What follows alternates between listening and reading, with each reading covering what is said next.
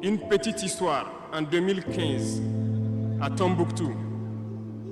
Lorsque nous avons rencontré, j'étais chargé de la sécurité donc de la plateforme aéroportière. Dans les patrouilles, nous avons rencontré des individus qui rôdaient autour. Un de ces individus était manchot. Je lui ai fait comprendre que c'était dangereux de rôder autour de la base parce qu'il peut se faire tuer. Il m'a dit qu'il voulait se faire tuer, il voulait mourir.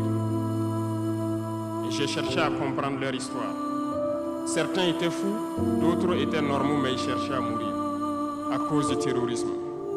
Ils nous ont expliqué que lorsque les terroristes sont rentrés à Tombouctou,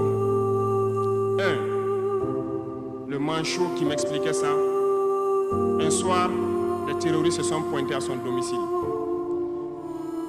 Ont voulu violer sa femme devant lui. Il s'est opposé. Ils sont repartis. Le lendemain, on est venu le pêcher à la maison, l'amener à la place publique. On l'a accusé de vol. On a tranché sa main, on l'a battu. Il est reparti à la maison. Son fils, qui avait 16 ans, qui s'occupait de sa main, ils sont revenus. Ils ont violé la femme. Ils ont enlevé son fils. Ils ont continué à violer sa femme pendant des jours, jusqu'à ce que la femme se suicide. Et ils ont amené son fils, il n'a plus retrouvé son fils. Et lui, il préfère mourir. Voilà pourquoi il marche autour. Le jour qu'une sentinelle va lui tirer dessus, ça lui fera plaisir. D'autres ont connu le même sort. Ils ont été enlevés de chez eux parce qu'ils refusaient que les terroristes touchent à leurs femmes ou à leurs filles. Et le lendemain, on vient les soustraire, on les amène à la place publique, on les battait à sang.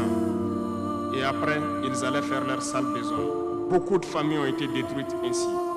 Ce sont des criminels, des violeurs, des bandits, des trafiquants de drogue qui sont armés et qui sèment désolation dans nos contrées.